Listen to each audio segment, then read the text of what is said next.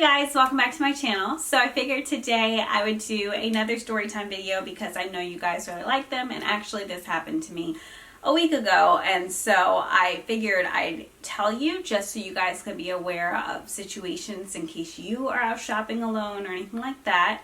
And also I know you guys are going to be asking me. I figured I'd mention this really quickly. If you love sea turtles, I love turtles. They remind me of my grandma because she loved turtles.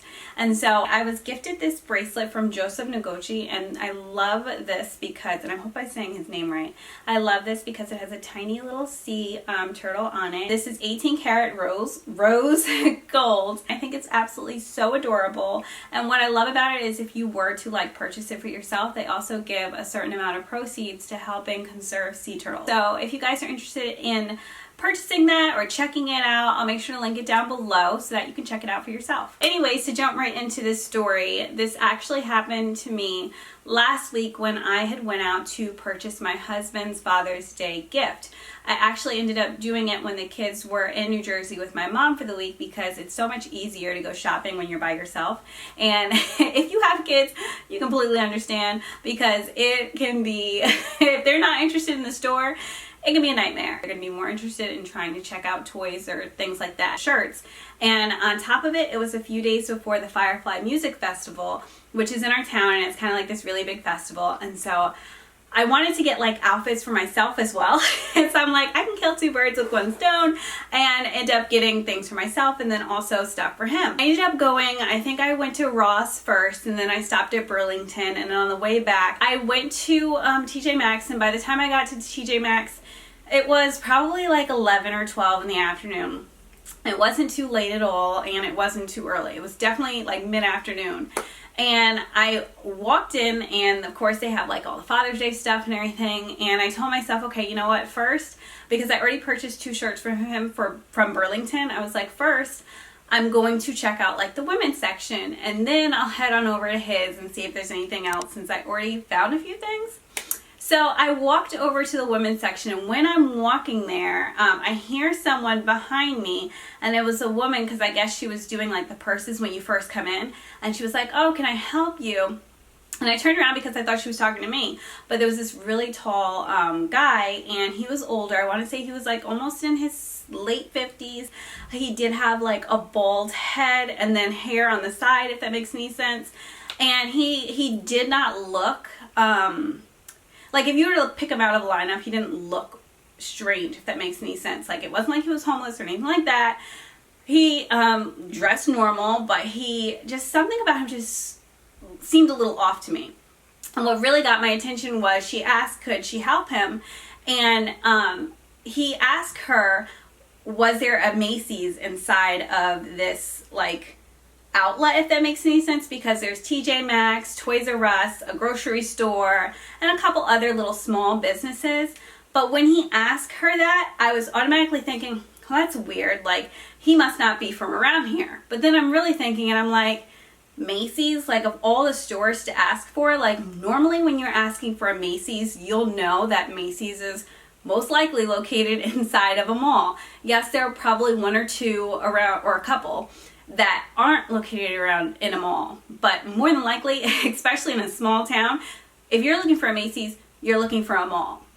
And so he asked her where was the Macy's, or if there was a Macy's in this facility or whatever, and she was like, no, there isn't a Macy's here. If you're looking for Macy's, it's in the mall. And so he had said okay, and he I guess he walked right by her, and I just kept shopping, and I wasn't really thinking of anything. And I'm just shopping in the women's section, and I keep feeling like someone is looking at me. And mind you, when I go shopping, I don't look like this at all. 9 times out of 10, you're gonna see natural, all natural Kym. Like there's no point in putting on makeup or anything like that. Like I'm just going to shop. I'm not going to go all glam, anything like that. So I had worked out earlier in the morning. I did not look how I look right now, let's just put it that way. And so I'm like, I keep feeling someone staring at me, and I'm in the very front still because that's where like the dresses and the rompers and things like that are, and that's where I wanted to get like a few little, outfits. So I'm in the front, and I look up, and it's like literally, I don't know how to explain it, at least 7 rows of clothes ahead, and it's all the way to the plus size women. Like, this man is just staring. So when I look across, and it wasn't even like it was a normal like stare, like, you know, where you catch someone across and you just get that awkward like eye contact and you keep going on. It was more like when I looked across, he was literally just standing there like this, just looking at me. And it's not like you can hide him because he was at least 6 feet tall. So I'm like, okay, like, how did I explain it? But I was just like, that's awkward. So automatically my guard was up, and I'm just like, something about him just didn't register right. So I kept shopping, but I made sure when I'm shopping, I kept like keeping him at the corner of my eye. And I was watching him, and where he was in the plus woman section. So he's walking down the aisles, not even looking at the clothes. And I noticed he would walk close up to a woman that would be shopping and stand there for a second and then keep going on and walk on to another woman and do the same thing. But he was not looking at the clothes at all. Like, he was not stopping to look at the clothes until like one time I saw him, and I think he noticed that I noticed he was doing that, and he randomly picked up like a bathing suit, like a woman's size 2 one-piece bathing suit. So I'm like, obviously then that's when I'm like, he is not shopping for anyone, because you can't be shopping for someone who is plus size and then going to pick up a size 2 bathing suit. Like, that, it just didn't work, you know? So that's how I knew something was going on, like something's off with him. So I kept looking at him, and he kept trying to like come to my aisle, if that makes any sense. But whenever he did, I would move. Like, if he started to look at the shirts, I'm moving to the shorts, you know, like I know it sounds crazy, like, why didn't you just leave? But at the end of the day, like, if he's already acting that weird, I'm not just gonna walk out the store and have him follow me. So I was just like gauging him, if that makes any sense, like trying to figure him out, but at the same time trying to get what I needed to get and then get on my way. I ended up going to the men's section really quickly to look over for my husband's stuff. And when I went over to the men's section, he still stayed in the women's section. So I'm like, okay, phew, this guy's not following me. I ended up getting a couple shirts for my husband. And then I still had a few of my clothes in my hand. And so I'm like, okay, I'm going to try on these pair of shorts, because I picked up a couple shorts. I'm like, I'm going to try on these pair of shorts, and then I'll end up going out, and, you know, if he's still there and if he's still being creepy, I'll ask someone to walk me to my car. So as soon as I got back to the women's section, like, I saw him like literally trying to get to me, and I'm like, this is so weird. But then he stopped around this other woman. So I'm like walking towards the changing room, and I stopped because it was a white shirt right there, and I'm like, oh, I need a white shirt anyway. So I went to pick it up just to pick my size and to go straight to the changing room. Literally, as soon as I did, I don't know how he got that. Like, he came so fast, I didn't even know he was coming that way. Like, he brushed up against me, gave me this look and like this creepy smile, and then stood there. And as soon as he did, I left that shirt on the thing, and I went straight to the changing room, because there's always, not every store, but in TJ Maxx and when I shop in, there's always a woman at that changing store or changing room. And so I went straight up to her, and I'm like, listen, I just want to let you know. And literally the guy right behind me, when I was telling her this, he was still in the same spot that I left him. And I'm like, I just want to let you know, the guy right behind me, I said, he's not here to buy clothes. He's really creepy. He's been following me and other women around the store and just staring at us and just doing these weird things, just making me uncomfortable, basically. Simple as that. And I said, and I wanted to let you know, so that way, you know, you're aware of the situation, and if I try on these pair of shorts, that he is not following me in this dressing room. And the reason why I really went inside of that dressing room was so that I can get him off of my back, if that makes any sense. Like, I did not want him following me around, and I wanted to make sure someone was aware of it. So she was like, oh, don't worry, he is not coming anywhere near you. And so I went to the changing room. When I walked in, I heard her stop and talk to him, and she was like, can I help you? Do you need anything? You're making people uncomfortable, so you're gonna need to leave if you're not purchasing anything. And like, she was just being really blunt with him.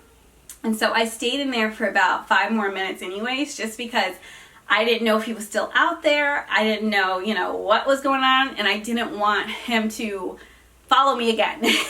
So I basically, after the 5 minutes, I walked out. I didn't even try on the shorts. I got in line just to pay for everything, and then that way I can try them on at home. And if I didn't like them, I could return them. But I wasn't trying to stay around. But I ended up getting in line, and the line was long, guys. Like, it was at least 10 minutes I was waiting in line.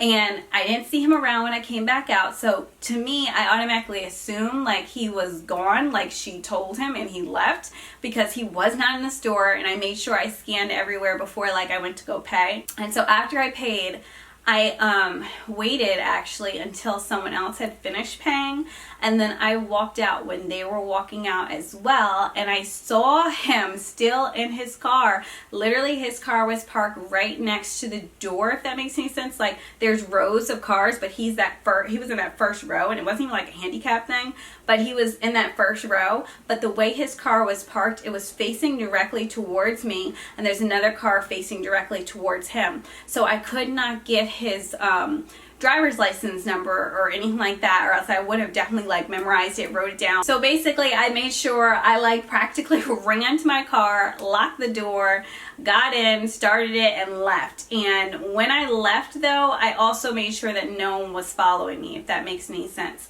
So I had to make sure that I stopped at the light, and then I also went to where my husband works, so that way I stopped in his parking lot for a little bit just to make sure there was no one following me.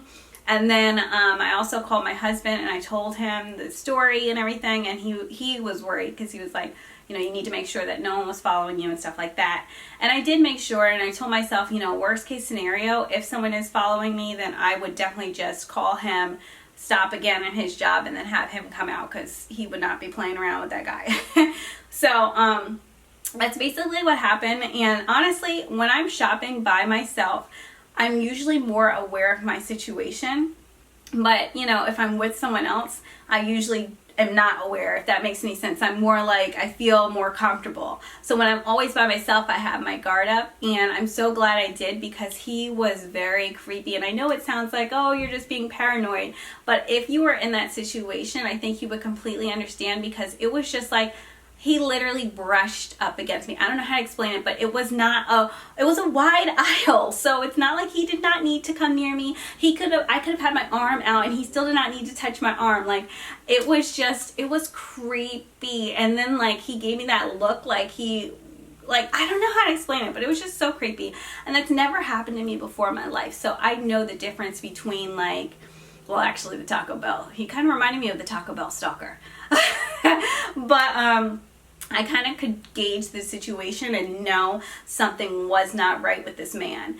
And yeah, there's so many creepy people out here today. Like, really? Like, get a life. Like, I don't understand this. Like, oh, it was ugh. And what makes it even more ridiculous is I did not look like this. So it's like, why are you being so creepy for no reason? Like, I didn't even put any makeup on at all. Like, can you imagine if I had makeup on? Like, goodness. But yeah, I didn't like the situation. I was not about that life. I was not interested in having someone following me around TJ Maxx for no reason. So that's basically my stalker incident with TJ Maxx. And I know it sounds a little like I'm being over dramatic, but I'm telling you, if you were in that situation, you would completely understand. Like, this guy was literally following me around the store. So yeah, that's basically it. That is my entire stalked at TJ Maxx story time. I figured I'd let you know, just so if you are shopping alone, or even if with someone else, make sure you're aware of your situation and your surroundings, because there are some wackos out there. So I hope you guys enjoyed this story time. Let me know if something like this has ever happened to you. If so, write it down below. Let me know what you did. But I was going to tell you, like, if I saw him when I came out of the dressing room and I forgot to mention it, I was going to tell, like, one of the people who worked there that I needed them to walk out to the car with me. But when I didn't see him, I didn't think I needed to, if that makes any sense. So when I didn't see him after I got out of the dressing room, I thought it was okay to go because I heard her tell him he needed to go, which I still probably should have had someone walk out to the car with me, but I still waited for someone else to walk out too, so I didn't feel like I was walking out completely alone, if that makes any sense. But yeah, that's my stalker story time again. I hope you guys enjoyed this video, and let me know if you guys want to see more story times.